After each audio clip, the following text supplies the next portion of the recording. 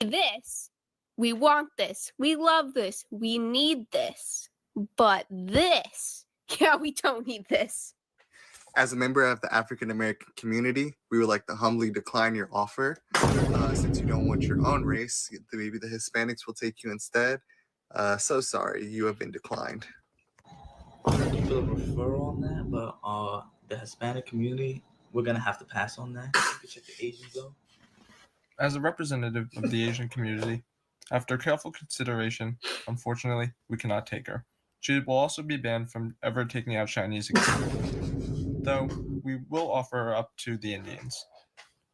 After a not-so-thorough examination as a member of the Indian community, we would also like to humbly deny this offer. Maybe the Egyptians would be interested. Yeah, I'm sorry, but there's no way. Gotta pass this one back to the white boys. No. This, we want this, we love. Oh my God. That was funny. That was really funny.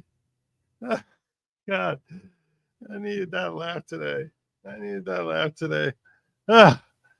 Good evening, everybody. Welcome to the Power Program. I am your host, Joe Nierman, aka Good Lawgic. I had dozens of topics to talk about today. Dozens. I could talk about Koberger. I may. Who knows? It might happen. If you guys entice me enough, it may happen. I'm not even gonna do it. I'll cover Koberger if I actually was gonna watch with you. This is what I'll do. This is what we're gonna do. This is what we'll do. I don't think we're gonna hit the goal tonight because it's a late show. And when I start late, the audience is dwindled. It's more intimate, more you and me. Yeah, I don't know. That was my Kramer look. Yeah. Giddy up. So yeah, that was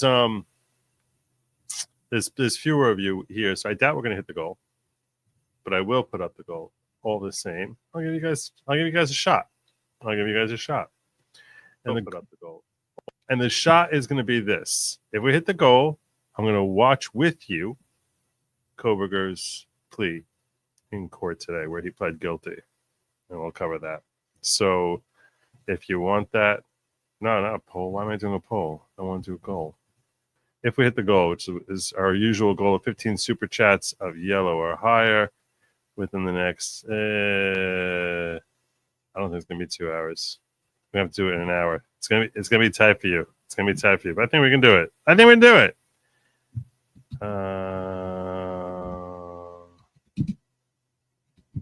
Watch Koberger hearing. Oh.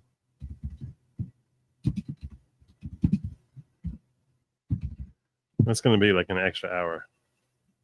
That's going to definitely be an hour.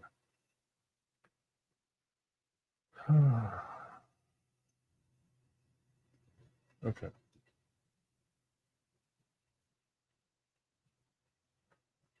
Can we start the goal? I just start.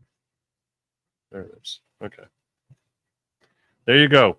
If we get 15 yellows or more, that's $10 super chats or more, and I'll count Rumble. You Rumble people matter. I know you're in the ghetto. You still matter.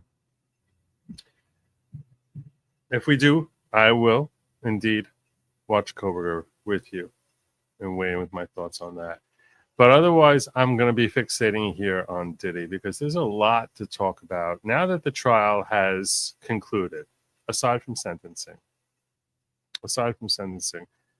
While the trial has concluded, this is an appropriate time, I think, to step back and assess. What just happened here? What did we see? What was that? What was that? So the trial ran for, I think, 7 weeks. The objective was to have it wrap up by July 4th, which they obviously accomplished. From day one, the judge was talking about how his goal is to be wrapped up by July 4th. I thought he was talking about testimony by July 4th. In fact, I think that's what he thought. That's what he seemed to be talking about. that they're going to get all the testimony done, not that they'd have deliberations done by July 4th. So I'm sure that the court was pleased to see that deliberations got done. I do not think he was pleased with the verdict. I don't think he was pleased with the verdict. I think he was upset that there were not greater convictions. In case you're unaware, Diddy was charged with RICO, 2 trafficking charges, 1 for trafficking Jane, the other for trafficking Cassie Ventura. All 3 of those charges, acquittal, acquittal, acquittal. Also charged with 2 counts of interstate transportation for the purposes of prostitution. Those 2 charges he was convicted on. The RICO charge had a maximum life. The trafficking charges had a minimum of 15 years, maximum life. And the interstate transportation has a maximum of 10 years apiece. They're expecting that under sentencing guidelines, he's going to be looking at somewhere between 22 and 41 months.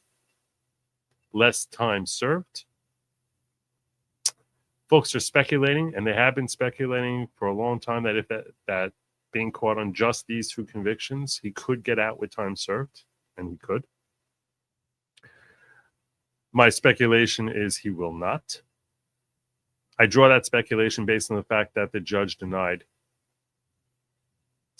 bond today, citing the admitted violent nature that the defense themselves admitted. Which is an interesting thing. It's a very interesting thing because you can't convict him. He wasn't convicted of anything violent, but there were admissions. And those admissions were that this guy, when he gets angry, he gets violent. When he's on drugs, he gets violent. So based on his admitted violent nature, the judge denied bond. He didn't have to do that. He could have said, yeah, come on, these 2 light charges, he'll come back. To me, that's a judge who was disappointed with those 3 acquittals.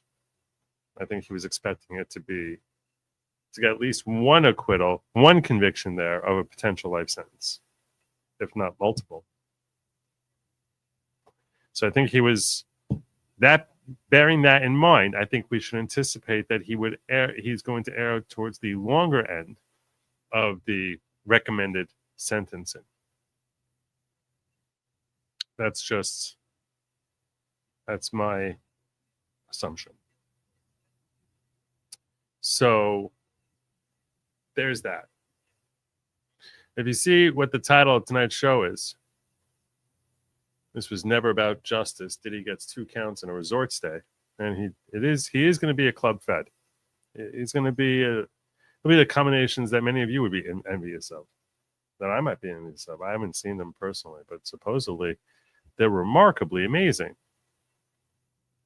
Oh, this is so kind of you. Thank you, Jamie Cho. Thanks for all your great reporting during the trial. Came over from academics and will definitely be staying with your channel as a fan going forward. I'm so glad to have you aboard. If you hear weird things, there's a couple of people here who think that this is like a cult, but it's not at all a cult type of cult. So please don't let that throw you. But I'm very pleased to have you aboard. Welcome. And I guess thank you, academics, for that. So everything about this trial is a reason you can laugh and you can smile about it, or it's a reason that you can get angry. And I was laughing at the outcome, laughing at Maureen Comey. But I think it's important for us to really spend some time talking about the unwieldy power and authority that the state gives to these prosecutors, that they have the authority and license to charge whomever they want for virtually whatever they want. Everyone knows that you can indict a ham sandwich. That's an old phrase, which I think is older than I am. You can get indictment for anything, and there's something really, really messed up with our judicial system. Really, really messed up with our judicial system. So let's start with where everything started, which was with a raid a year ago.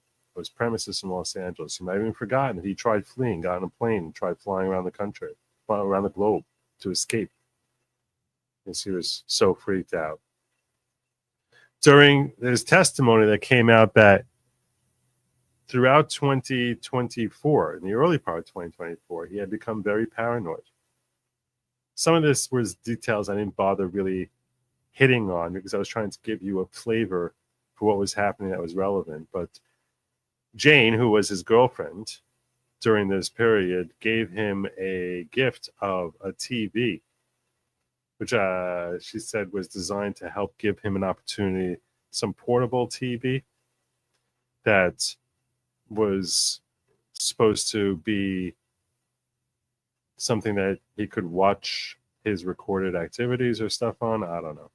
And take it wherever he wanted. And he started getting paranoid that the TV was bugged.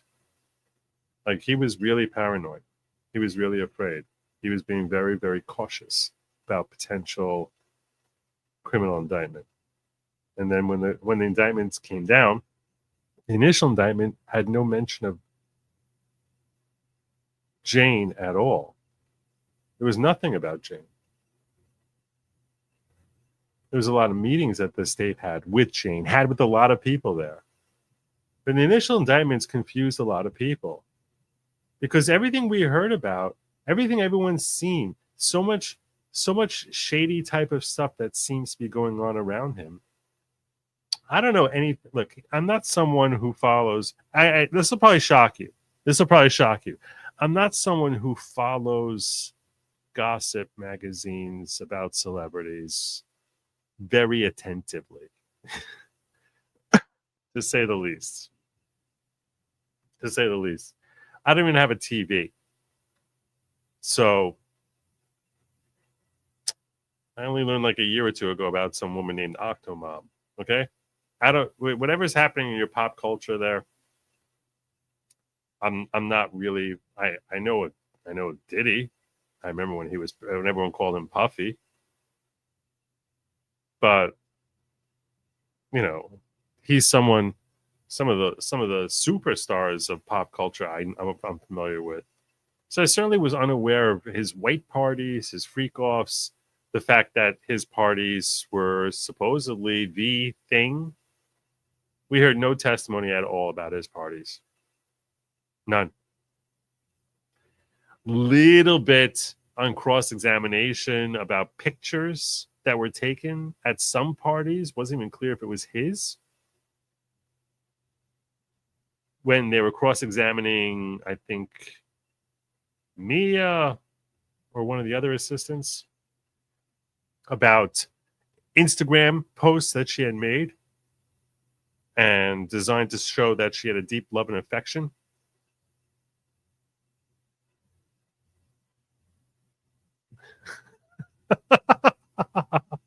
That would be funny.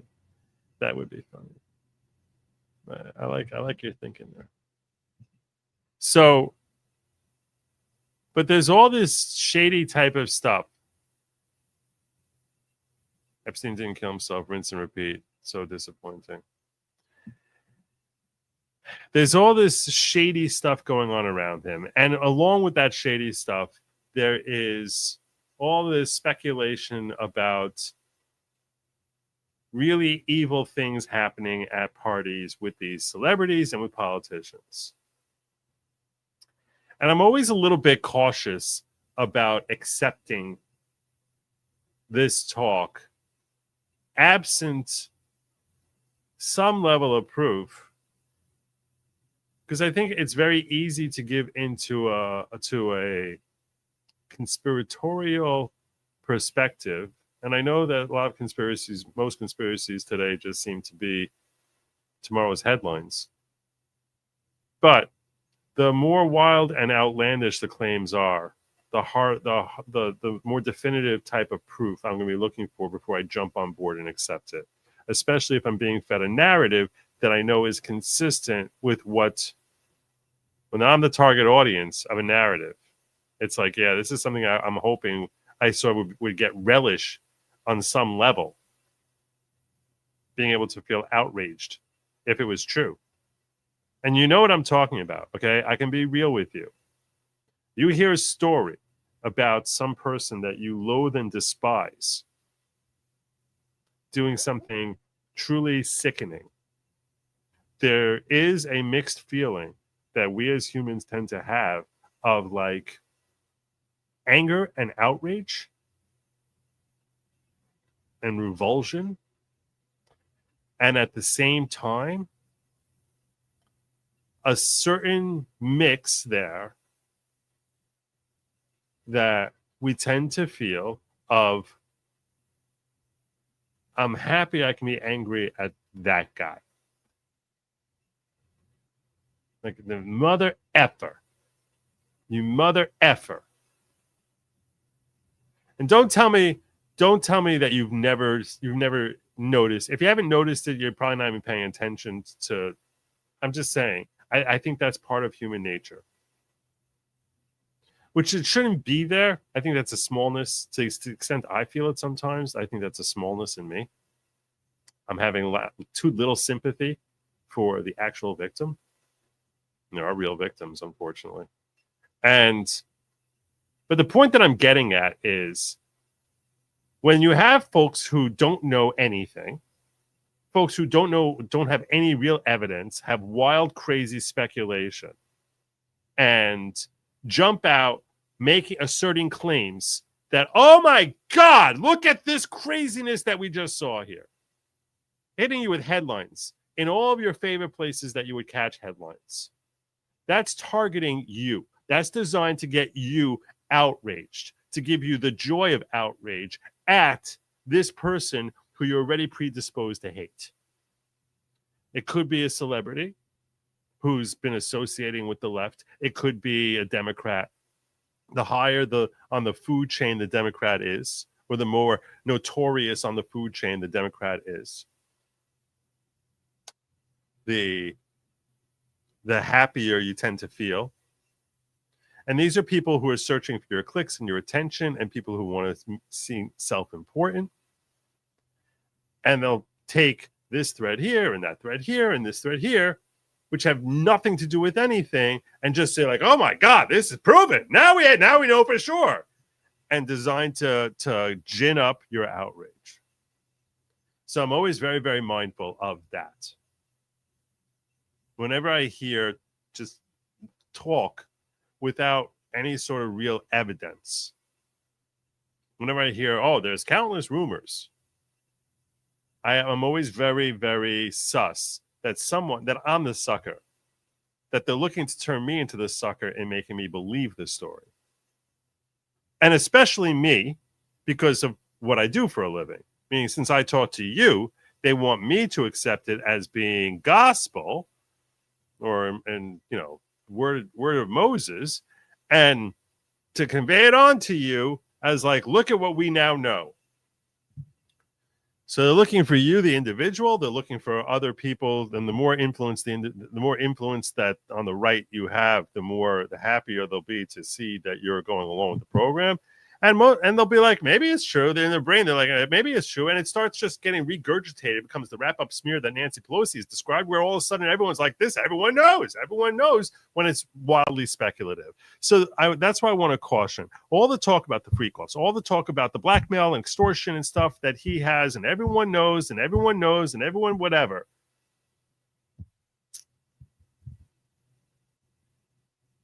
When we can't get anyone to go on record and say, I was there. No one who seems to have any credibility says, I was there, and oh my God, it's even worse than you guys are claiming. Like, does that mean it's not? Does that mean these rumors are false? No, it does not mean the rumors are false. It means that there's still rumors, and they could be true. And claiming that it's definitely true, I'm sorry, I will not be a party to that, because I have too much respect for you to share with you what is established as, with good foundation, something reliable I can point to and say, this is why this seems true, rather than sensationalist crap. And I think it actually probably hurts me in the algorithm that I don't sensationalize, because the algorithm loves sensationalism. I think it hurts me a little bit. But there are so many questions that have been raised about his activities, about his connections, about the money that he's amassed, about some of the associations he has, and some of the associations he has, you shouldn't be surprised by. The guy's an iconic rapper. Should it be surprising that Obama is going to become friends with him? Should it be surprising that he's going to have ties to the Democratic Party? Because one of the things I want to point out to you is at the end of the day, all these folks are human. Having met some of these humans, they're all human. And when Puffy first met Obama, although he met him when he was still a state senator, but if he meets Barack Obama, he goes and he tells friends, he's like, hey, I just met Barack Obama. Because for Puffy to do that, it's cool. And when Obama leaves the meeting, he goes and tells his friends, I saw Diddy. I was hanging out with Diddy. For each of them, it's cool. Because they're each like starstruck by each other. I've told this story over from the Super Bowl in like the 90s. Joe Montana playing in the Super Bowl, final drive against the Bengals. They're down by, I think, 4 points. 2 minutes left. And he looked up in the stands and he goes, oh, wow, that's John Candy. The story is told over to share just how ice cold his veins are. That he's like, sort of stargazing while he's at the Super Bowl with 2 minutes left in the game, right before he leads a game-winning drive. But what I took from the story is, yeah, even if you're freaking Joe Montana and you got all these MVPs and Super Bowl rings, you still see a celebrity. It actually is something that you're like, well, that's cool. And I'm telling you now that I'm sure John Candy was like, oh my God, that's Joe Montana. They bumped into each other. So there's like a mutual admiration and it's a feeling of accomplishment that I'm someone who's recognized by this person who I recognize. So the fact that they're friends with each other or hang out with each other, to me, that is nothing. It's not a sign of anything nefarious. And I think when people try to say, oh my God, did you see they're at a party together, they're talking to each other, as if this is an earth-shattering thing, or this implies that, oh my God, they must have children locked in the basement, is insane. I think that's insane. And I'm like, okay, why? Why would you come to that conclusion? And it's because, well, I don't trust this guy. I don't trust that guy. Now there are these two guys who seem to be from different environments are in the same room having a good time with each other. Obviously, they're both evil. Obviously, they're even more evil than we realize. I'm just like, you stop. Every time you speak, you're making the world dumber. Every time you open your mouth, you're just making the world dumber. And especially the ones who streak it like, oh my God, everyone knows. Da, da, da. I can't stand that. That being said, all this being said,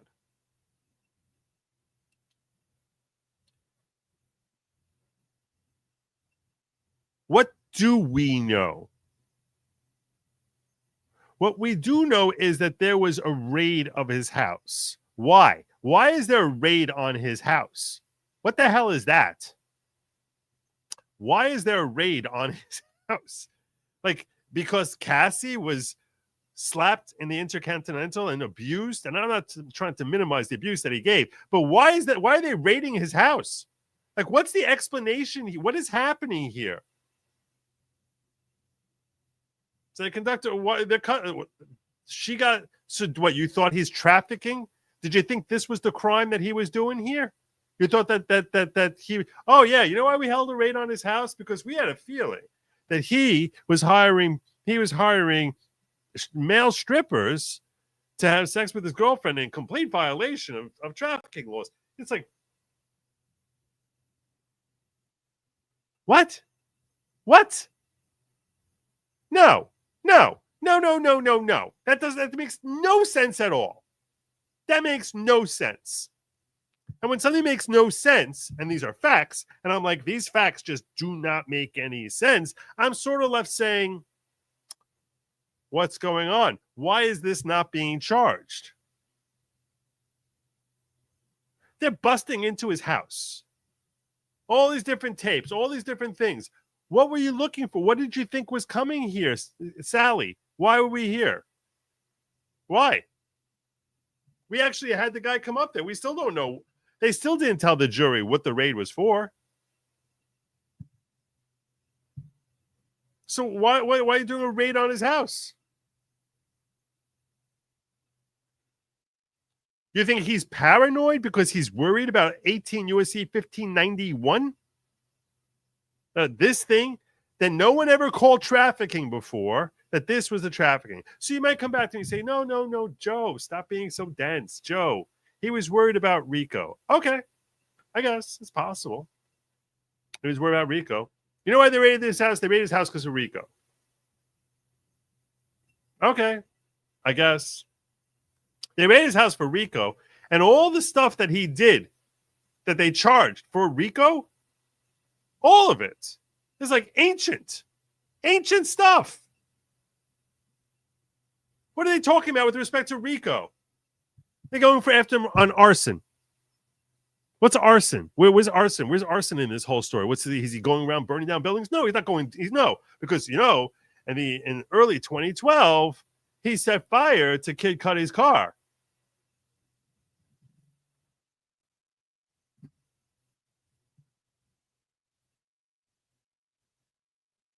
So is this part of an ongoing enterprise? Is that what he's doing?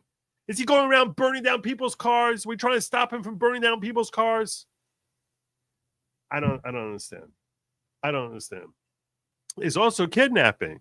What's the kidnapping? Well, when he had an employee who he thought stole from him, he made that employee spend 5 days straight taking lie detector tests, which honestly sounds pretty horrifying. Big guy in an empty warehouse, the way she describes it, is Christina Clark. 5 days in a row. She was holding on to some jewelry for Diddy. So this is what you thought you were going to find when you raided his mansion? That's what you thought you were going to find? When you went into his place in Two Star Island down in Miami? That's what you thought? You can find proof of him forcing a woman with a gun to go into a car 13 years ago? No. But these are the kidnapping charges. So what are we talking about here? That these are all the predicates for RICO. Now you got drugs. That's another drug distribution. That's another predicate. You could have charged him for the drugs. You still could charge him for the drugs. Guy was in possession. They were talking about how many different pill bottles he had. They talked about a medical bag the guy who traveled everywhere with. You want to lock him up for possession? All right. That's not that sounds like a state thing, not a federal thing. Still hasn't been charged with that. I don't know why. That's actually, within the statute limitations. But all these charges, all these RICO predicates, for the most part, is really ancient stuff. Now, I understand that the Cassie video, which happened in 2016, was only released a couple months before the raid. This is not justice. We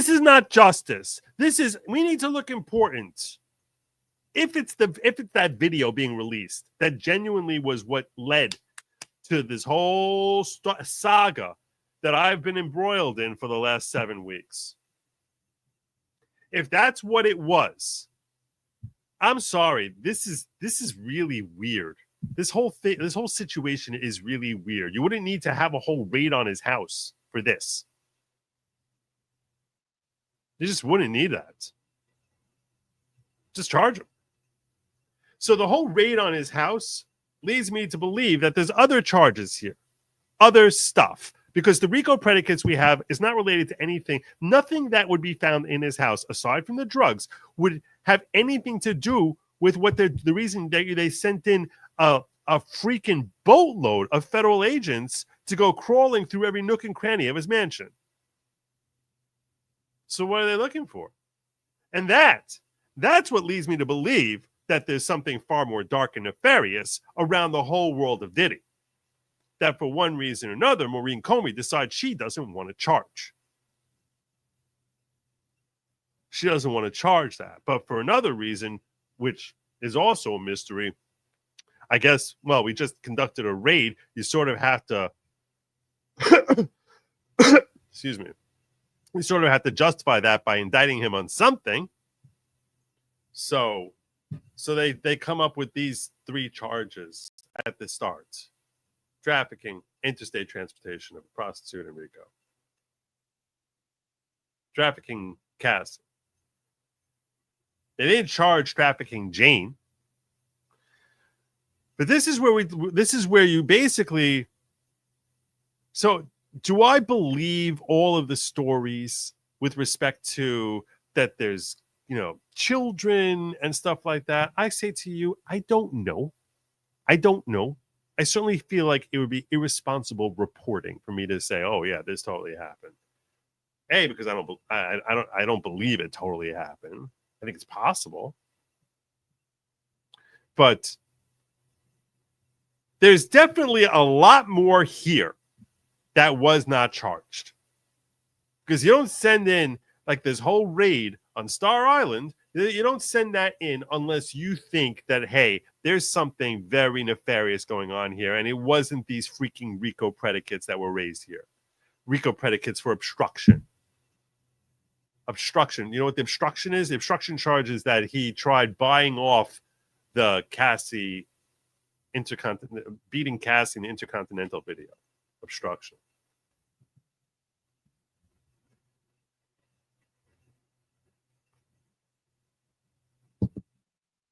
It all just seemed everything about these charges seems really, so I respectfully submit that logic dictates that there are other charges that likely could have and should have been brought that for one reason or another were shoved aside. Not because of all the rumors, not because of all the speculation, not because of because of this thing, or not because of Justin Bieber or his beef with Suge Knight or other names that I never heard of seven weeks ago, that every one of you probably knows. No. There's something sent them down there. There's a reason they went down there, and the reason they went down there should be something that's very concerning. Very concerning, because this feels like weaponization of the DOJ. This feels like the DOJ being twisted into knots into trying to accomplish some agenda which has nothing at all to do with justice. Nothing at all to do with justice.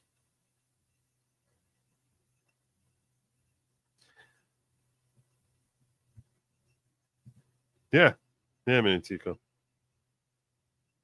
It is. What was the motives of Democrat DOJ to go after Diddy? This stuff was happening for years. They're covering for something bigger. I don't know what. We're never going to know what. Some folks speculate, and when it's speculation, I'm going to tell you that this is speculation that, okay, this would sort of explain it. But there could, just because I haven't thought of another explanation, I could, if I sat down and thought about it for long enough, there could be a dozen other explanations. So I almost feel as if I give you one speculation and I don't give you a dozen others. So in a certain sense, I'm almost planting the seed that this speculation is the most likely one, when 10 minutes from now, someone come along and say, what about this? And I'll be like, oh, that's even better. I think that speculation is better. So that's why I hate doing the whole speculation thing. Oh, God bless you, Kiska. Thank you. Kiska Hamblin. Related to Jeremy?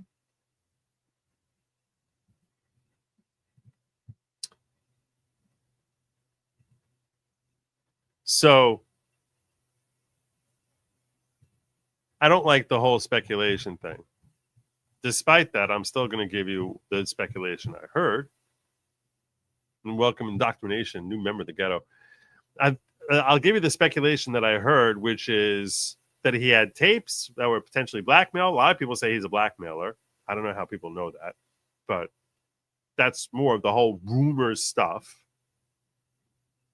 Certain people would say everyone knows he's a blackmailer. I didn't know that. Okay. If everyone knew it, you wouldn't have to say it. Everyone knows the sky is blue. You don't hear people mentioning it. It's not something everyone knows. But when the speculation I've heard is that he had blackmailed the wrong people, the wrong person, whether that was Diddy or someone else, but someone powerful, or he was known to have blackmail material on someone, and this is why he got punched in the face with that they wanted to raid his house or his houses so that they could extract from him this potentially damaging videos that he has.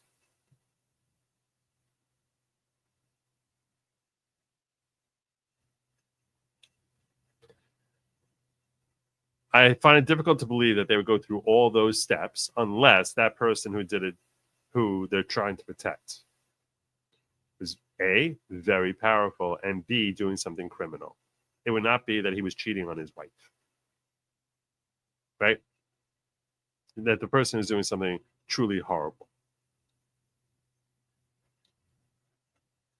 So if you believe the speculation, if you want to go for speculation, that's one theory as to why they did the raid. Once they did the raid, now you have to go through the whole criminal charges. You don't want to go after him for the criminal charges, the real reason for the raid, because if you go after him for the real reason for the raid, there's going to be all sorts of testimony, and all the blackmail is basically exposed, and all the secrets that are being blackmailed over, the subject of the blackmail, now becomes prime fodder that just gets walked through a 7-week trial.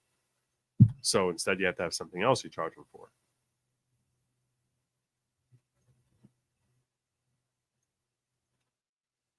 So I do not believe that the purpose of the raid was to get us to the charges that we got.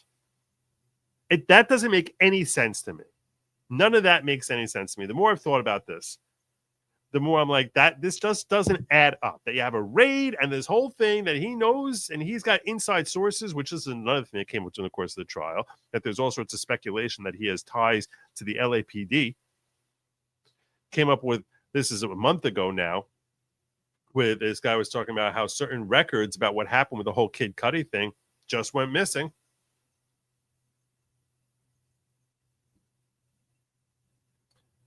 And I know Maureen Comey's dad is Jim Comey. That's true. I don't think you need to have Jim Comey as your dad to be corrupt, though.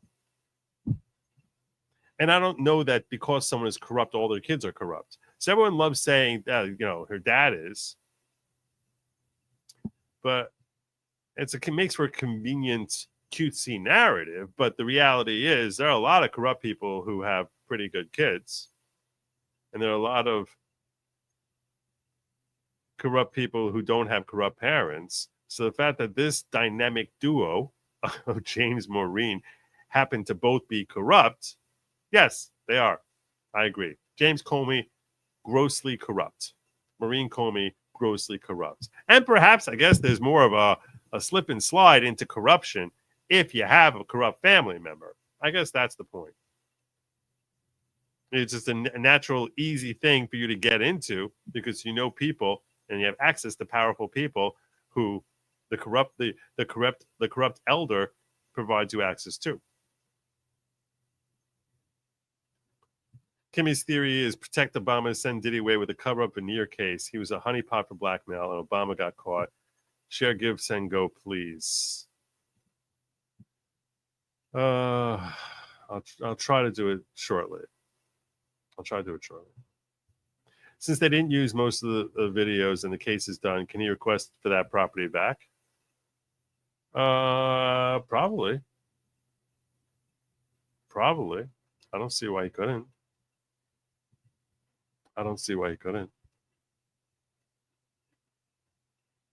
So everything about these charges to me feels that the lack of charges is something that is an injustice, a complete injustice.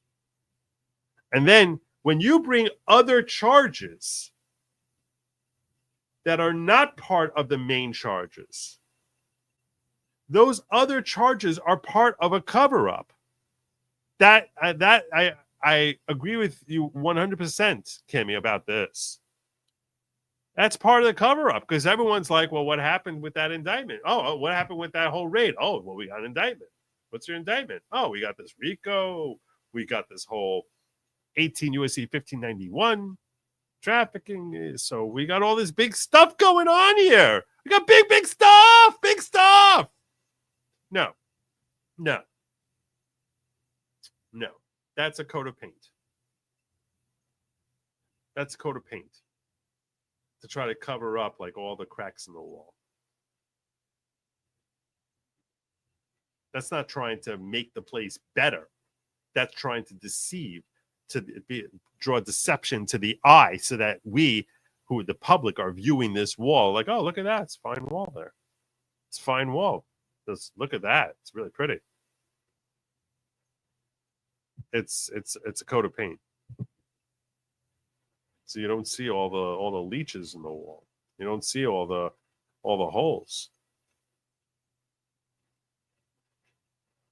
So you're right. The charges themselves, if there were no charges, they have to bring the charges. Otherwise they don't have a coat of paint. Everyone's like, well, what was the raid about?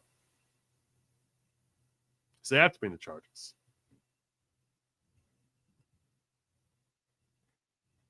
And what do we do with these charges? So we have our RICO charges. And the more I think about this, the more the happier I am that they lost on the RICO charges. The happier I am about that. Because the predicates were all old. Aside from the drug. Aside from the drugs, all the predicates were old. So, yeah. Well, you probably have brand new predicates. You just didn't want to bring them, did you? You just didn't want to bring them, Maureen. Probably got much newer, much fresher, much sexier predicates. You just didn't want to do them because you're sitting here working for a system which is designed to help the elites. If you're not familiar with why I wear this hat, which you have to sort of almost be, you have to be OG to know why I wear this hat, even though I've never been in the NYPD. I started wearing this hat. I've explained this story a couple more times over the last month or so because people see me, why are you always wearing an NYPD hat? The reason I bought this hat is because I was going down to a rally against certain mandates that I cannot mention in certain places to this day. And there was a rally where there were mandates about civil servants having to do certain things. And I was like, I don't like the mandate here. And amongst the civil servants were the NYPD. And it was hot outside. And on the way in, this was during a certain period in 2021. And it was the summer of 21, and it was hot. So I got me a hat.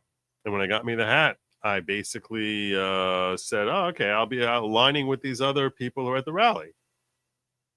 But while I was on my way in, I was on Jersey Transit, and they're like, you have to get off the train unless you're wearing a mask.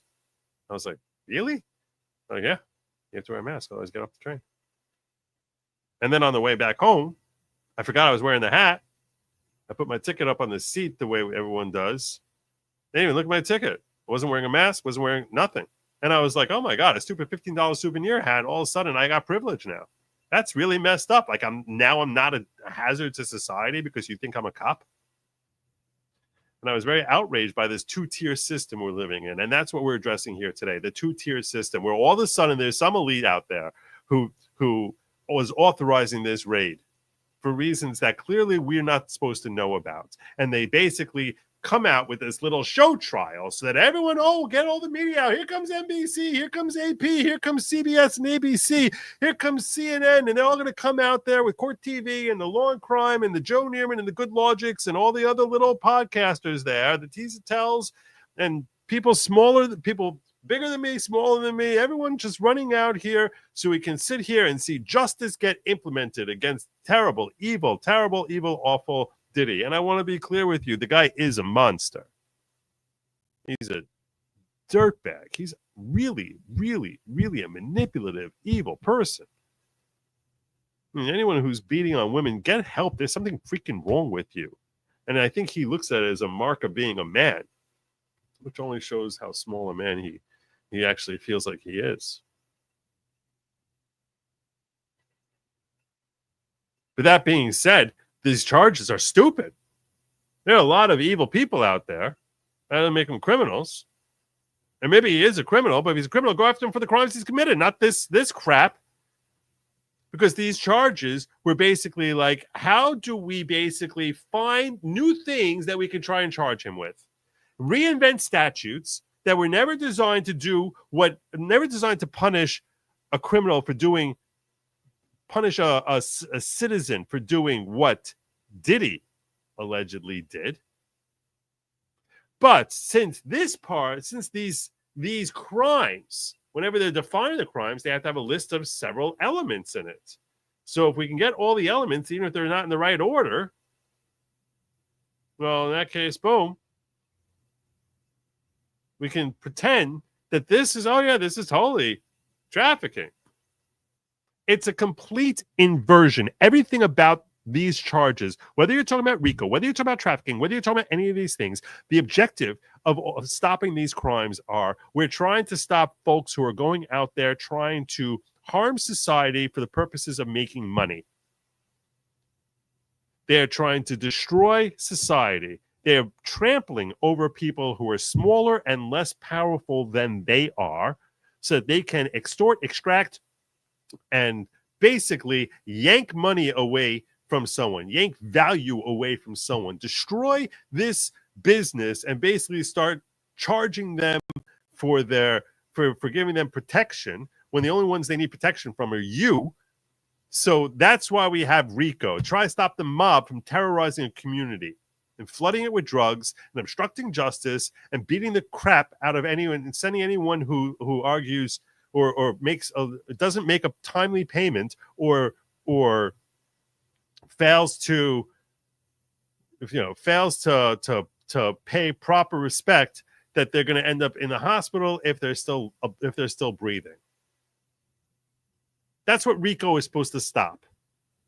So they say, okay, look, how do we define this? You have to come up with elements. Well, you have to have an enterprise. You have to have this, and once you have a criminal enterprise, and then you can have this, and then with the criminal enterprise, now you take the criminal enterprise and you go to turn around, and then you're going to have, okay, you have to have multiple crimes. There's just one crime, then you would just have the one crime. You don't have it has to be something new, so you have to have two crimes. And what's going to be a list of it? And we'll call these crimes predicate. That if you do this crime and this crime and this crime, whatever, a minimum of 2 within 10 years. In that case, now we can now call you racketeering. But what's the objective of the racketeering? The objective of racketeering is not so some dude gets his rocks off. So some dude can basically have, try and fulfill his sex drive.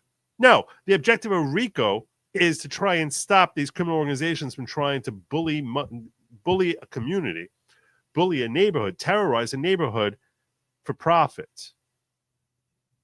That's what RICO was invented for in 1975. Not that you take Bad Boy Entertainment and you say, oh my gosh, they have guns. Did you know they have guns? They have guns. We found 2 guns. We found 2 guns with the serial number scratched off. Ooh. Ooh. Try and find any way possible to try and make him sound like there's some criminal enterprise. The guy has more successful businesses than anyone this side of Elon. He's got clothing companies. He's got record albums. He's a producer. He's a rapper, and everything he touches financially turns to gold. The guy is basically a money printing machine. He's very driven, very talented, and very smart guy. Very manipulative and very evil guy. He's a drug addict and has probably very, very weird control issues. That's what I take from this trial. These are things I didn't know about probably 8 weeks ago. These are things we know now. But that's not racketeering. What he's doing here isn't racketeering. He's trying to get his rocks off in the most twisted and bizarre ways imaginable. You want to point and laugh at him, okay, you can do that, probably at your own risk, but you can do that.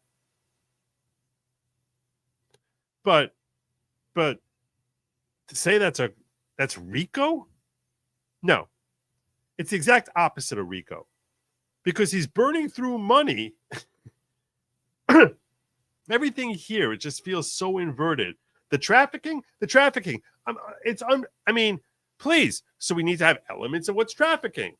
What's a typical trafficking case? Nate pointed this out. It's really not someone who's got little kids or women in his basement chained up there and saying, okay, you got to perform with this guy, that guy, this guy, that guy. Here's your client list. You're going to be performing with them. Otherwise, no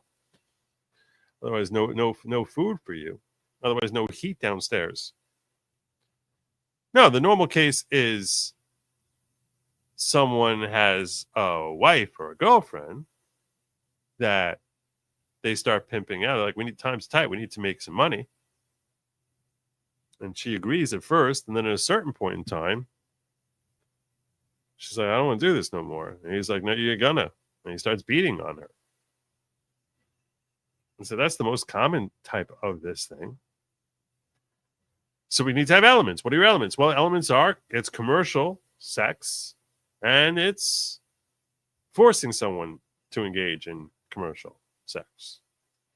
But the whole point is that the commercial sex has to come first. It's got to be about being commercial. That's what makes it trafficking. I'm forcing you to go make money for me. Use your body to make money for me. That's what trafficking is. They invented this. Congress came up with this in 2000. Because we don't want you to be forcing people to, so you can try and basically extract value from their perceived sex appeal to some creepy dude who wants to get his rocks off with them. What's the primary part there? The primary is the commercial part of it. Because if this defendant isn't making money out of it, he's not doing it. He wants to be making money from it. And yeah, I know it can start as domestic violence and all this other, insecure men doing what insecure men do. But the primary motivator there, that when I'm charging you, the defendant, that you did this, it's like I can basically say, yeah, their times were tight, or he was greedy, son of a bitch, and he basically wanted to make money, and he basically took advantage that he can make money over here. Because he's a so how did he try to make money? He trafficked this woman over here. He wants to try and make money, basically say, you're going to work for me as a slave, essentially, that you're going to do all the work here and perform with some dude, and I'm going to take the money from you. And the nature of the work is going to be that you're going to be charging for sex, like a prostitute. You're going to be engaging in prostitution. But the person who's forced has to be the prostitute. And over here, the person who's forced is the one who's performing with the prostitute. Does the defendant care about the money? No. If he was able to talk the punisher into actually punishing Cassie for free, he would have been happier. If he said, hey, punisher dude, put down your book writing over there and go have fun with my girlfriend. No, I'm not paying you. You should be paying me. There's not going to be any money here. I'm not paying you. You're not paying me. Diddy would have been thrilled with that. Instead, he's shelling out $6,000, probably as a candy to get them to perform better. Some of these performers who came in there, they're like,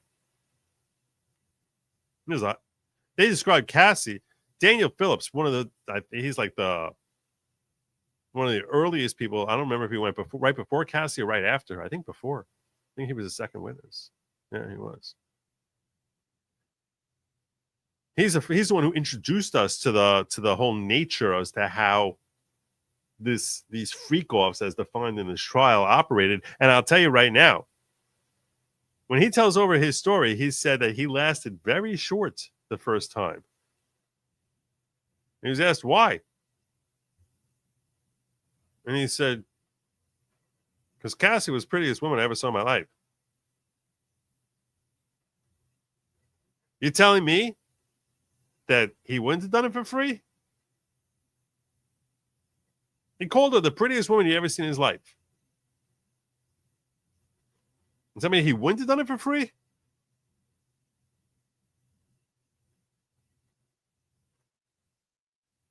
Imagine Diddy would have thrown out there. Yeah, I'll give you a couple tickets to my. I'll let you come to my concert. We'll hang out. We'll have some drinks, and then you'll go hang out with Cassie, and you're gonna do what I tell you to do there. Probably would have done it for free. And if he had, now it's not trafficking. Even if he's forcing Cassie, you're gonna go with this guy. You're gonna do this. You're gonna do this. All the things that he's doing to the girl are exactly the same. You're gonna do this, and he's punching her, saying you're gonna do this. He's blackmailing her. If he says to her, yeah, look, if you don't do this now, I'm going to humiliate you. Everyone is going to see these videos I have of you. I'm going to destroy your life. No one's going to work with you ever. No one's going to touch you. You're going to be a pariah. Everyone is going to be basically weird guys are going to be in their grandma's basement watching videos of you for the next 100 years if you don't do this. He could have done something. He could if he did all the same monstrosities and just wasn't paying the dude, no crime. There's no crime. You don't have the elements. So what we're trying to stop is the monstrous behavior here. That's what we're trying to stop. We're trying to stop the monstrous behavior there. If we're trying to stop the monstrous behavior, and you're telling me he could do all the exact same monstrous behavior and just convince this guy to go convince the participant, convince him to do it for free, there's no crime. Who's he convincing? He's not convincing Cassie. He's convincing the recipient of the money. It makes no sense. It makes no sense at all. This is a complete inversion. It's complete opposite of what trafficking is.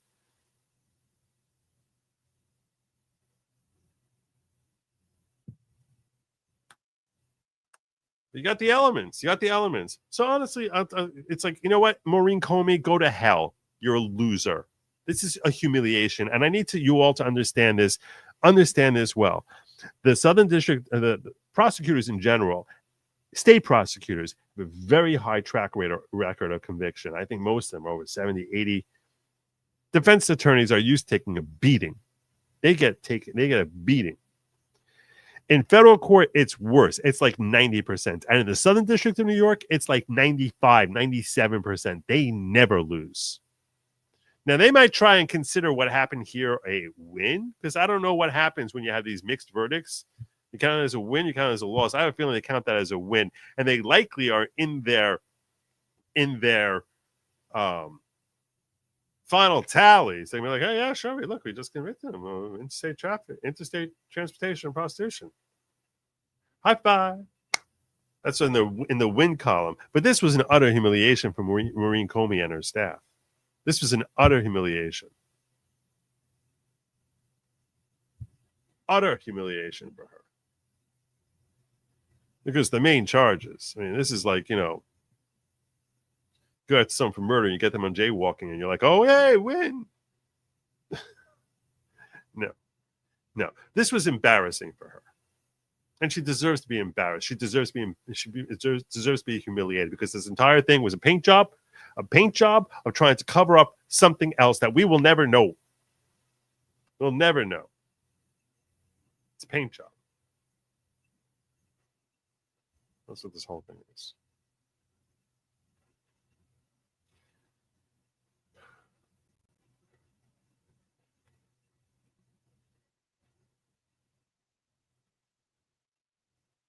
And then, so we go through this whole rigmarole. I'm going to tell you that I definitely think if they had actually kept this trial to 2 weeks, just focused on Cassie, you get Cassie in there, maybe you get Deontay Nash, he was very excellent witness. He was the best of the witnesses, I felt, for the state, testifying that he saw Cassie did not want to go. maybe Kerry Morgan, her friend, testifying about how after that night, after that video in the Intercontinental, she came back to her house and Cassie looked and Diddy shows up pounding on the door with a hammer. Pounding with a hammer on the door after she fled back to her house. And her friend saying she looked as if she was almost hoping he would kill her. We heard a story of her trying to escape Diddy and from Deontay Nash, how they're getting her out through like a hotel and trying to climb out through like back doors and stuff. And like, how do we escape Diddy? I almost made t-shirts marked safe from Diddy. So no one should think that this is a good guy. He's a lunatic. Talented lunatic. You tell over these stories. Put your freaking Rico aside. You tell over these stories, and you basically go after for just Cassie, you probably get a conviction. Have the whole thing 3 weeks, because some of the witnesses they brought in down the stretch it started impugning the credibility of Cassie. Cassie's got enough problems with her testimony because so many of the things she wrote in text messages, so many things in her own messaging, there's no vitriol against Diddy. She doesn't hate him. She even, like the last time she saw him, she had sex with him, cheating on her then boyfriend, now husband. Now, the psychologist Dawn Hughes will have a whole stupid thing about trauma bonds and all other whatever, which may be true. I don't know. I guess there's some logic to it. But if you're a jury, you're trying to wrap your head around this whole thing as to like, you're saying the second to last time you saw her, he forced himself upon you. And then the next time you saw him, you consensually. I was supposed to think that you didn't have real, all these different text messages about how you want to lick this and you want to, suck these candies.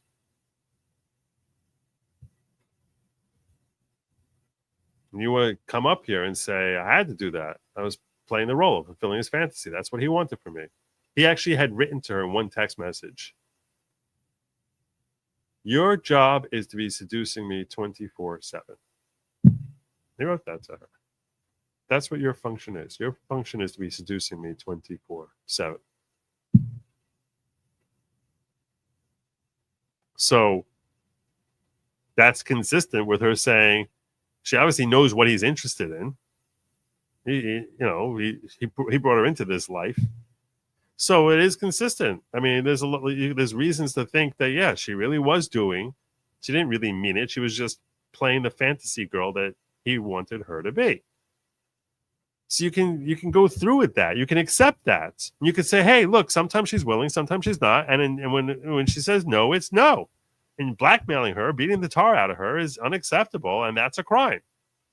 And it's technically a violation here of this inverted way of looking at 1591 trafficking. You could do that. You could do that, but if that's what, you can't have people coming along later who says, and Diddy threw me off of Cassie's balcony. I landed splat. Wait, I didn't say that. No, he didn't let go. But he told us last time he did let go. No, he didn't let go. She didn't do that. But you should Bana, her drugged up friends who provided drugs to her, telling over stories, Diddy hanging her over a ledge. I still have no idea what the position of those two people were. If this thing happened, I don't know what Bana wants us to think happened there. And maybe something did happen. I speculate that maybe like she was like standing by the ledge and he sort of like just, shoved her head forward a little bit. But sometimes he's lifting her up. She's facing with her back into his chest. Other times they're face to face. I don't know if she's standing on the balcony. I don't know if her feet are dangling off the edge of the balcony. I don't know what's happening here. I don't know if she's about to tumble. She told us that she's facing the scenery. He came up behind. She had told the police that she saw Diddy rushing at her. Then the date of the incident, she said, oh, yeah, I took this picture of the welt I had later that day because he threw me onto the balcony furniture. After he lifted me up onto the balcony, he threw me onto the balcony furniture there, and I landed terribly, and it was big pain. And here's the ugly welt, and it looked like an ugly welt. Took it later that day. Okay. Problem is that day, Diddy was 3,000 miles away. This incident happened in Los Angeles, and Diddy was performing in New York. That's not good. And when she gets further cross-examined about different changes in her story that happened after she spoke to Cassie or after this, it starts impugning the credibility of Cassie, whose credibility needs to be rock solid. It needs to be, you can't question this woman. That's what you needed. And Cassie, frankly, look, maybe I'm a sucker. Maybe I trust you, maybe. To me, Cassie, she looked credible. Certain things she seemed like she's like, this I'm not sure about. This I'm confused about. I don't remember. She looked credible. She looked confused as to how she feels about Diddy. But she seemed credible. But all of a sudden now you start seeing her friends come in here, all of them looking potentially go after Diddy for money with ever-changing stories. Not all of her friends. Deontay, like I said, who was her, I don't know, he's some fashion guy or whatever. He was stylist, her stylist, and BFF for 6 years, 8 years, 10 years, long time. They're still friends to this day. He seemed very credible, but some of the people came in there didn't. And Jane, I'm sorry, you didn't have to bring in Jane here. They didn't bring her Jane in. They only brought her in at the end. And Jane's testimony just made it sound like this is not trafficking. None of this seems like trafficking. She kept saying, this is my lover, this is my partner, this is what you do for your lover, your partner. Well, if that's what you do for your lover, your partner, you're not being forced. Because you know what? People agree to degrade themselves sometimes if they think there's a benefit to them. And if that benefit is that they're able to keep their boyfriend or girlfriend, then they might agree to do it. But they're still agreeing to do it. So if he says, hey, I want you to walk in Madison Square Garden and pull your pants down and fart. Otherwise, I'm through with you. She decides to degrade herself that way. You might say you're an idiot, but that's her decision. Unless he's like, no, you're going to do it, pulling her by her hair to do it. But she didn't do to Jane at all. One story about him punching her up, which only came up after dozens of meetings with the police that Jane never told them the first 10, 12 times about the night of terror of June 18th of 2024.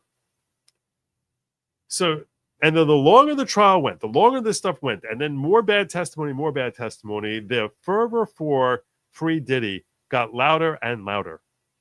Louder and louder. The first couple of weeks, it was like, he's done. He's cooked. He's cooked.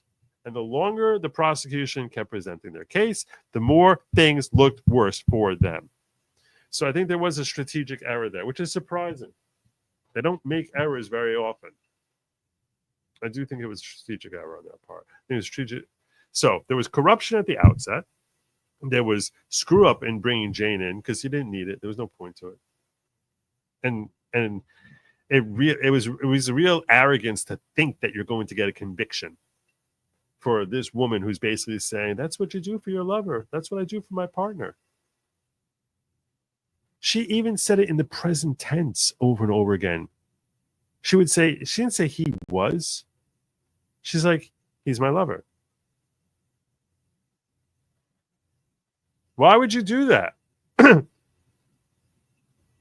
Why would if you hated engaging with these guys here, why did you do it? He's my partner. No, he is. I thought she still wants him. I think to this day, Jane would happily go running back to him.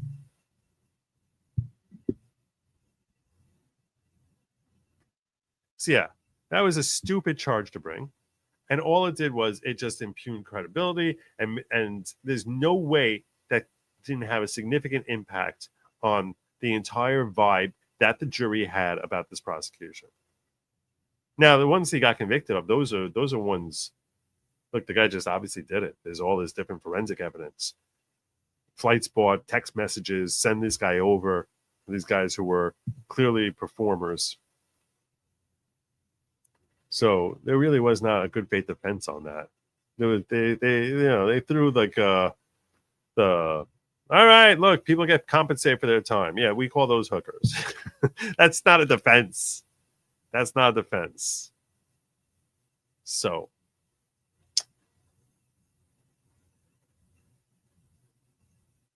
so if you ask me why the jury acquit on those 3 charges, as I told the quartering, there's the legal analyst perspective, and then there's reality. And I will give you both. The legal analyst perspective is, well, with respect to RICO, they didn't find that there was a criminal enterprise here. And if there's no criminal enterprise, we have to have a structure there with a person at the hub and people taking their different roles. And without a criminal enterprise, it cannot be RICO. So even though obviously they did the drugs and all these different things that they can barely defend from, but there's not a criminal enterprise. They found that there was not enough proof that there was a beyond reasonable doubt as criminal enterprise, and that's why they acquitted on RICO. Oh, why they not got in trafficking? Well, they obviously didn't, they didn't believe Cassie was trafficked. They thought that she consented. She agreed to it. Look at all those text messages she sent. Look at all the things she's saying about how much she loves being with Daniel or whomever. So yeah, there were some bad moments there. Maybe he didn't realize. I don't know how you get that, but whatever. Yeah. No, so we're not giving that. And Jane, that's not even. There's no way that was ever trafficking. So that's why. That's what legal analysts will tell you. So I'm a lawyer, and you come to me for legal analysis. So that's my legal analysis. But I'm also a podcaster who tries telling you the truth. So I'll tell you right now, this jury didn't want to convict him. It's really that simple. That's my heart says they didn't want to. And I think there's a good chance that they saw through this and they're like, this doesn't feel like this. And even if you can technically say, hey, technically, I got you in 1591, they're not going to throw Diddy in jail for the rest of his life because technically, no, they're not doing that. They're not doing that. So they see your technicals. They see how I can try to figure out how this is now a criminal enterprise and this is this and this and that. And it is technically, if you read the law, and I did a whole nice video. I took off last night so I could do this whole video where I said, under the law, this is a moment that Cassie is trafficked. It's really irrefutable. And because everyone knows she's at a freak off there. Everyone knows the dude's still in the room and that he's dragging her back there. And on the technical reading of 18 U.S.C. 1591, he is transporting her against her will for the purpose of engaging in commercial sex. And the moment you do that, whether or not you end up having this sex afterwards, which she definitely did not, but you don't have to have it afterwards. As soon as you transport her, even a little bit, even 4 feet from that close to the elevator to this much closer to the room, you have now committed the crime, technically, under the legal definition. And the jury is like, we are not sending this cultural icon to prison for the rest of his life for your technical violations here. So no. That's what they did. And shove it. They also likely said, what someone said to me was, my mother is this black guy I was online with. He's like, if my mother's there, because he was saying older black women would never convict him. He's like, my mother, she see these women there, she'd be like, them skanks knew what they were getting into. They knew what they were doing. That's not a crime. They knew what they were doing.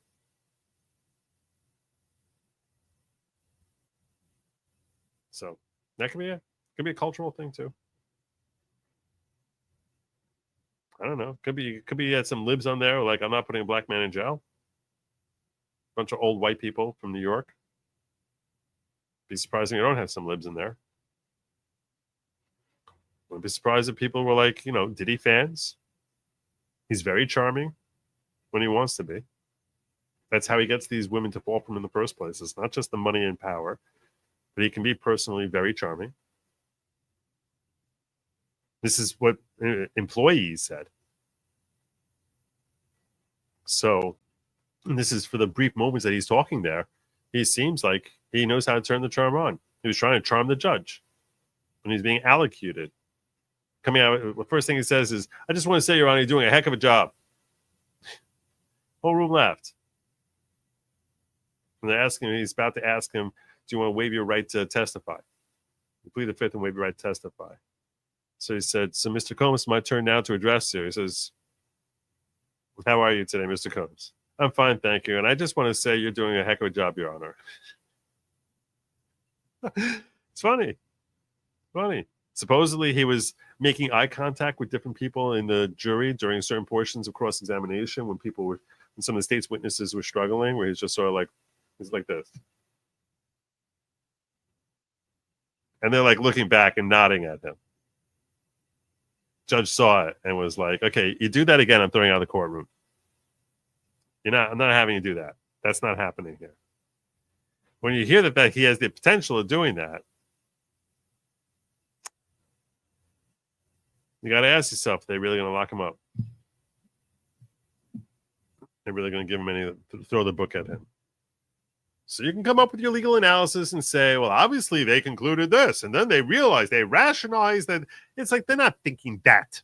You can try and that's you're thinking that. That's not what they're thinking. Please. Oh yeah, obviously all of a sudden when juries go into deliberation, all of a sudden they just become these great legal scholars who have all sorts of deep perspectives about what's actually happening here in the law. Okay, fine, yeah. You want to believe that, Helmsley? That you can accept that. I don't. I can tell you what the explanation, how you could rationalize it, but that's really what's going through their mind. Really. You're talking about people here. That's not what's happening for folks who basically going home and watching Real Housewives of Atlanta. Yeah, that during the free time they're reading Real Housewives of Atlanta, but as soon as they go in the liberation room, oh my gosh, they're so smart. It's like this is not an actual technical hub, so you don't have a criminal enterprise, and thus we cannot convict it. That's what's happening, obviously, in the deliberations. They probably start talking in a British accent. Why would you think that's what's happening? That's what you came up with. That's what they came up with. Oh, I do say, sir, pass the scones. Let's discuss. Let's discuss what Sir Arthur Boyd's perspective about the ultimate guilt of man actually was from the 18th century, and assess as to whether or not we too shall convict based upon the notion that the inner self of the man is continually struggling against the turmoil of youth. This is the conversations they're obviously having in the deliberation room. It's not at all. It's not at all. Hey, look, I got my July 3rd weekend. I got my July 4th weekend starting in 6 hours, Lisa. So you're gonna come around to the rest of us, and you're gonna say not guilty.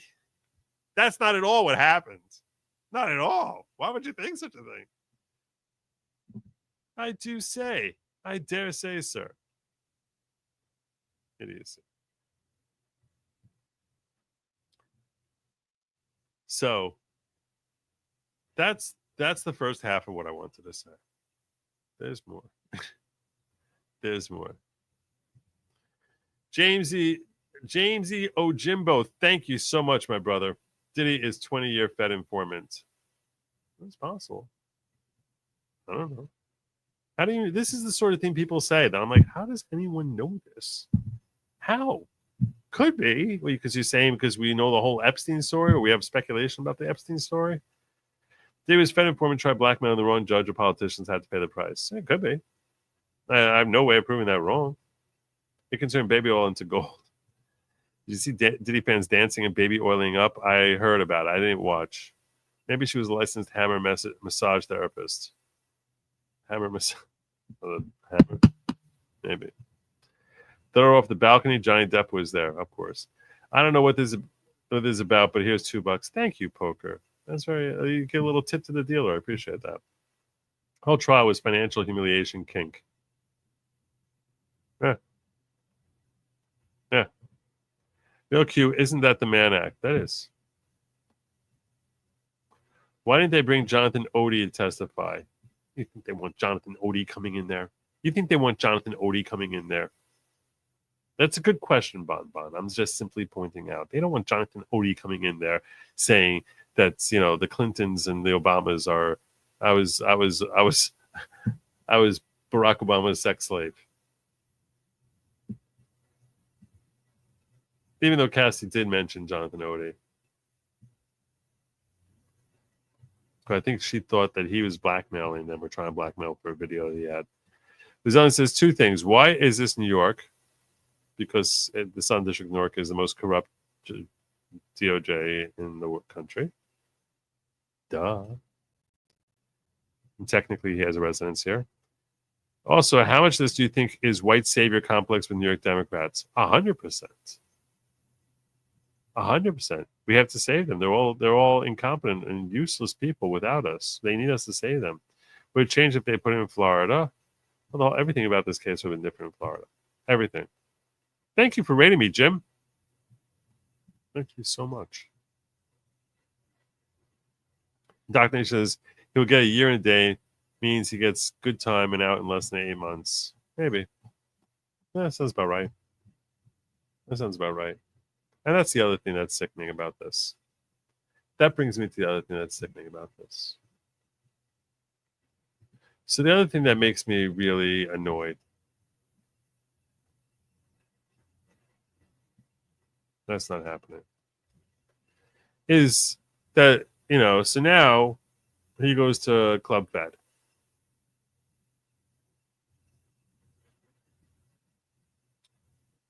And he's going to get a couple of years in Club Fed. And I just don't, I can understand having separate facilities for someone who's, folks who are violent and those who are not. Because, you know what? You don't want people getting shanked. I can understand that. And I was laughing when I was on with the quartering. I was like, you think when Diddy gets out from his 2-year resort spa stay at Club Fed, he's gonna be like, hey, now he's gonna be considered like, now he's got his street cred. He's earning his street cred. He's gonna come out with like all these different tattoos. Tattoo of like, a guy in an Argyle sweater. Tattoo of a jacket with elbow patches.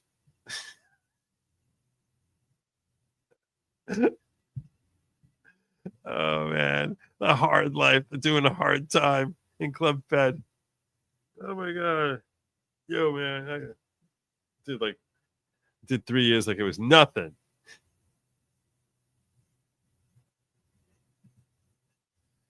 Hey Nina, Nina's been asking me to pop on her channel, and I've been kind of ignoring her. Not because of you, Nina. Just to be clear, not because of anything about it. Just that I've been very tired. This trial took a lot out of me, and I've been very tired. So I apologize for not getting back to you about that.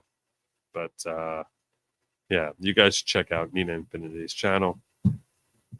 She does great coverage. I think she only goes like once a week. At least that's the schedule she was telling me. She's like, can I get you to come on Wednesday at 8 o'clock? And I'm like, I could throw back at you, Nina. I could. I could be like, girl, where's the raid from Nina Infinity? I don't remember seeing no raids. Where's my raids? I need my raids. Where's the raid? I don't get no raid. Good. I'm just saying. A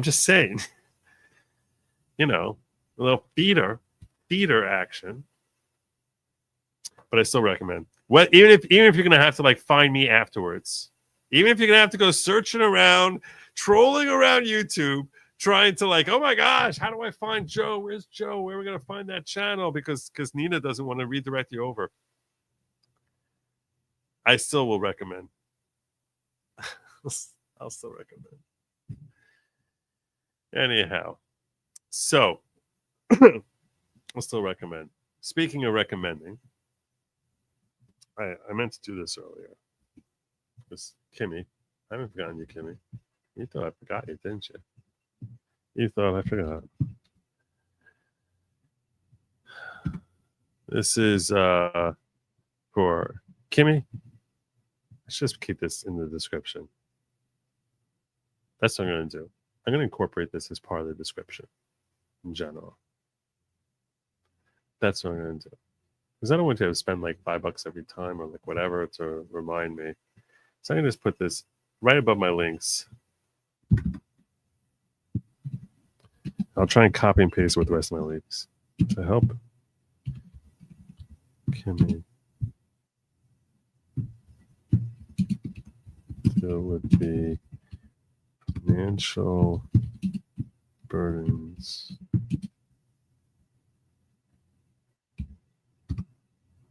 in the fight against cancer. Please donate. All right. And I'll put this in the that's saved in the description now, and I'll put this also in the chat. In the chat.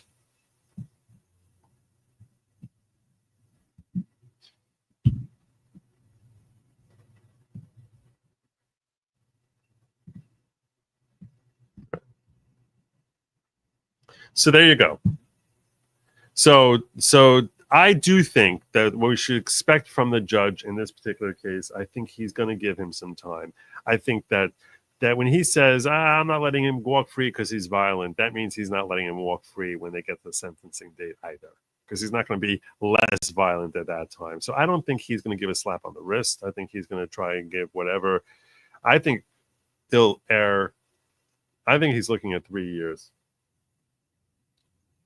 I think it's going to be 3 years.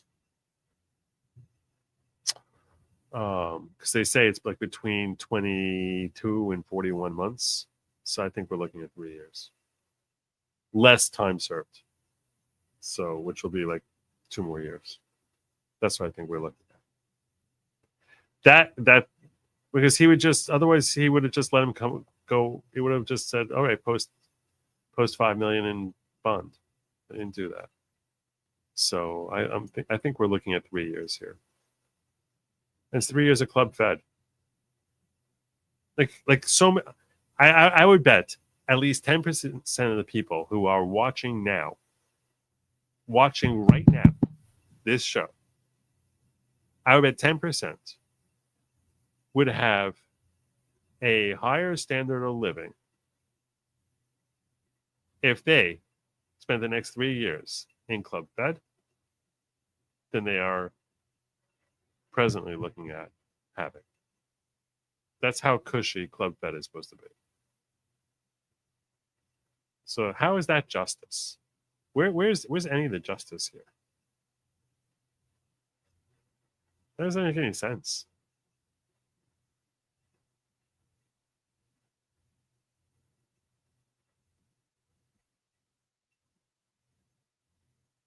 They're fine to get him bail. Okay. Of course, he'd rather be free because, you know, he's got mansions to go back to. I'm simply saying you don't have to give him tennis courts. You don't have to give him like all the. Let me see if I can find any pictures here while he's doing his hard time. I don't know if I can find. I'll search Grok for where is he serving time. That's the best one. And then we'll try and get pictures of the facility. So we're talking intelligently. I'm not speculating. We're talking intelligently. Where is Diddy Serving time.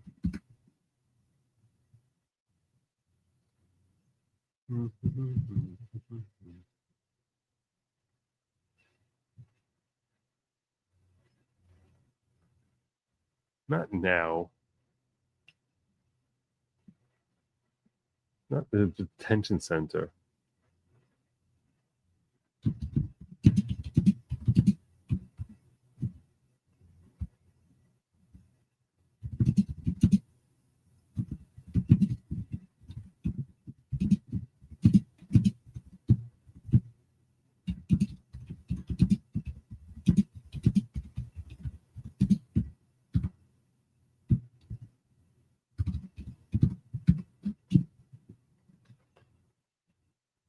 It's a little bigger for y'all.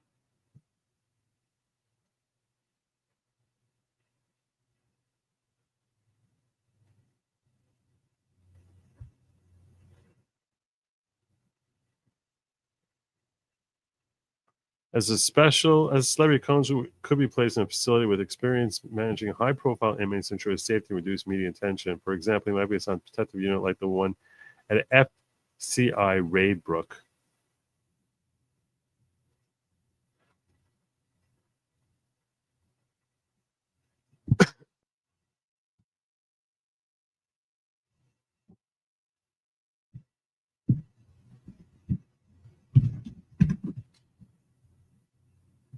We get pictures of the facility. We get pictures. We get pictures. That's a medium security one. Let's see what the West Virginia one is. FCI Morgantown. That's what I want to see. That's probably the really fancy one.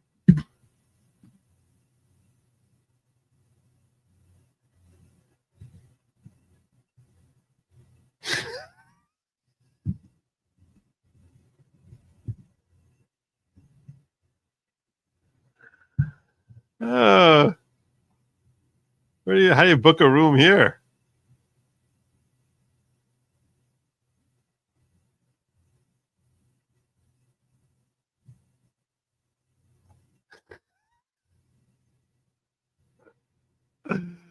Oh my God.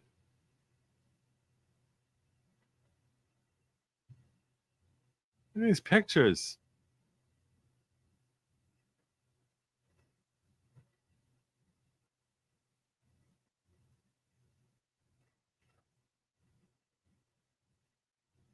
How do you book a room here? Looks pretty. Search for facility. I got a whole list of our facilities. These are all the facilities. They got a lot. I really want pictures. Look at it, even for what they're showing.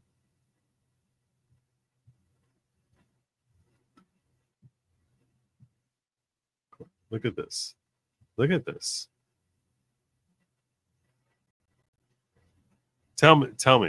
You think he's not going to be, if he's in a place like this is not better than 10% at least, if not half my audience? It's unbelievable. It's unbelievable. I don't think they're on Airbnb either. It's unbelievable. This isn't justice. This is not justice.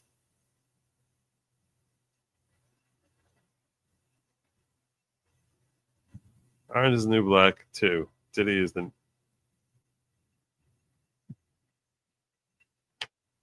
gonna take you anywhere. Oh, I know what you. Yeah, sure. That's not at all what you. Oh, not at all. I didn't mean that Diddy is the. Yeah, please. Prisoner assigned to after sentencing. Aren't you a lawyer, Joe? This story is missing a sympathetic character. I'm glad it's over and moves into the baby oil filled anal. Aaron, you too? You too? Annals has two ends. Aaron! Aaron! Aaron! Two ends, Aaron. Two ends. Building. I know that was not on purpose. I know everything was not on purpose. Building education. Rico, Holy Grail landed in my lap last week. Have recording. It's open public. I don't know what that means, Wendy.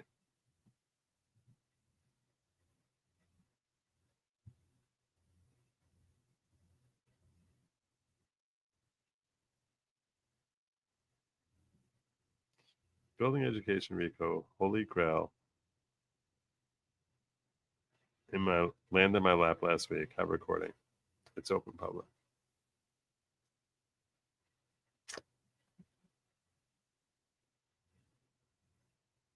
By the time it got from your keyboard to my brain, something got lost because I'm not really good. I'm not sure what I'm supposed to do. But sounds like you're happy about it, so that's good. Sorry I'm sorry I'm not. True story. It's federal crime to get a sunburn in federal prison because you're destroying federal property. Seriously, source had a friend in Club Fed.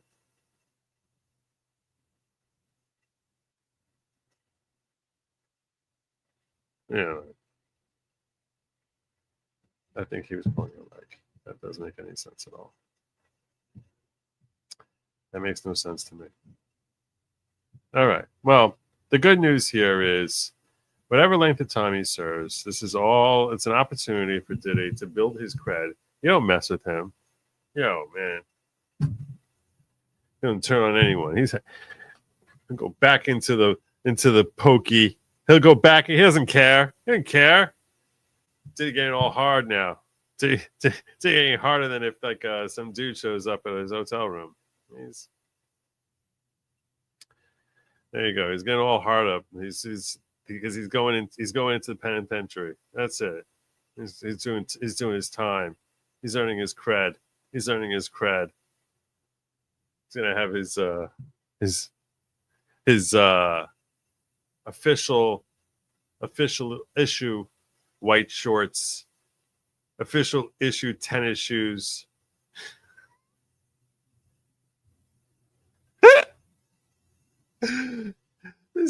It's so insane. It's so insane.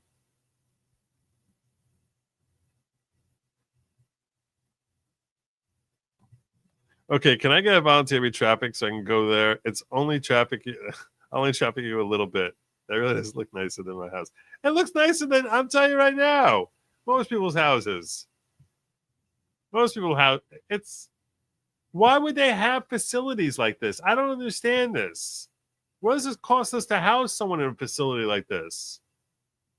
We're paying for that.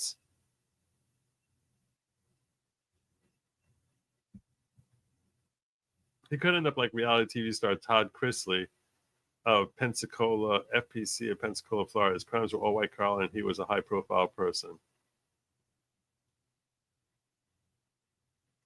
I don't know who that is. Sorry.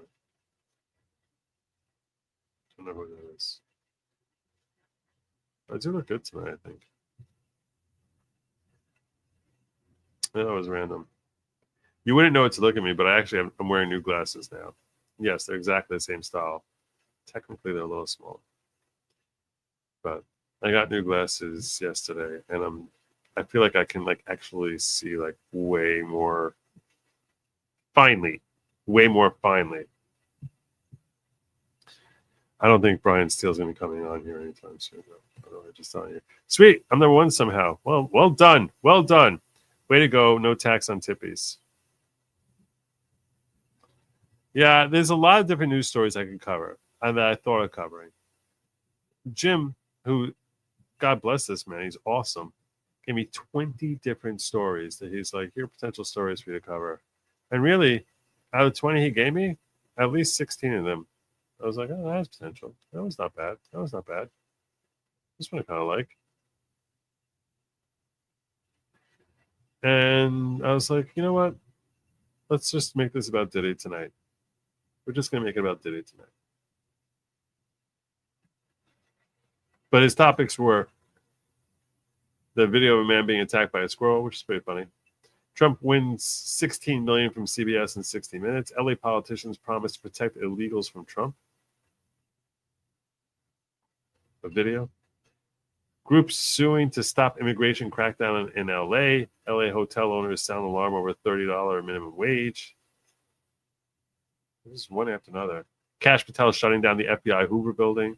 I saw that and I was like, I don't know what to make of that. He's moving like a mile away. The whole point to shutting down the building was he said, let cops be cops and send them across the country. And now he's moving them to another building in DC. To me, that's ironically almost worse, because it's like I'm going to make it look like I'm doing something that I promised when I'm not really doing anything that I promised. Like I don't take heart from that story. I get angry by that story. That's the paint. That means he's doing painting now. I want you to think I'm doing something. I'm shutting down the Hoover building. It's not the Hoover building. It's the fact that everyone's in DC. That's not.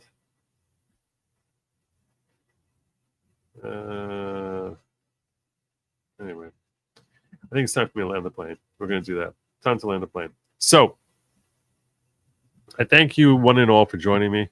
Hope you learned something. Don't get too outraged over like our completely crappy justice system. But that's why this case, basically, everything about this case sucks. I'm kind of happy that it's over. When the actual sentencing happens, I'll probably cover it then. And then I'll likely be done with this story for good. So don't expect to get any more Diddy from me other than that one time when he gets sentenced. I doubt I'll be covering anything else on Diddy for quite some time.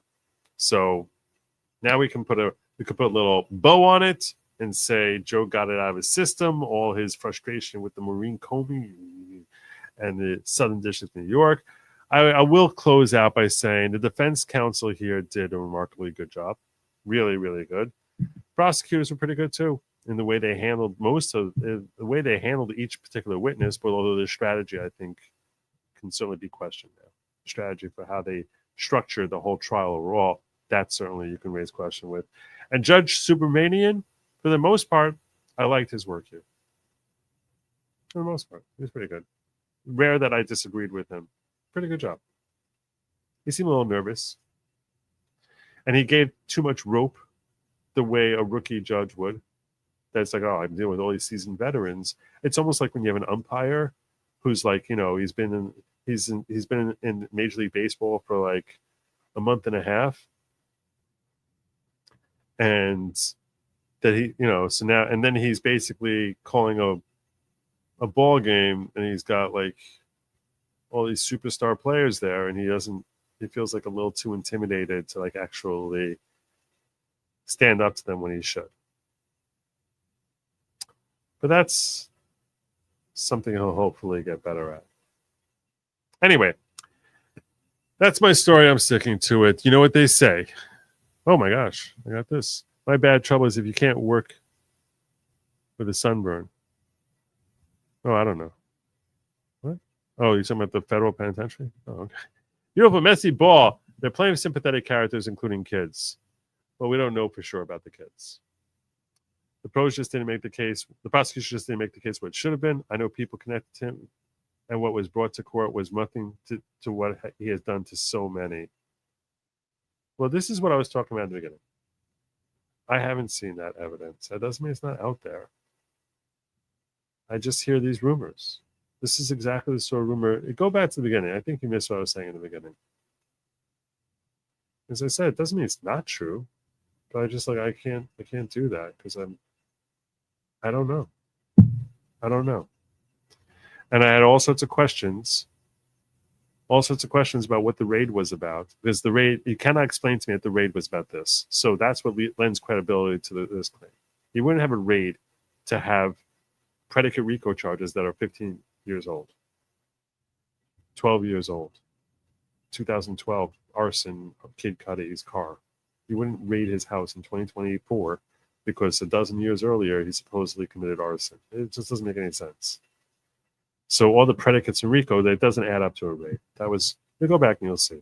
I fleshed it out pretty well. And when you're going back there, if you're feeling hungry, please don't touch the lab meat. Don't go near the lab meat. And do not eat the bugs. Just don't do it. Don't do it. Good night, everyone. Thank you so much for joining. And Godspeed.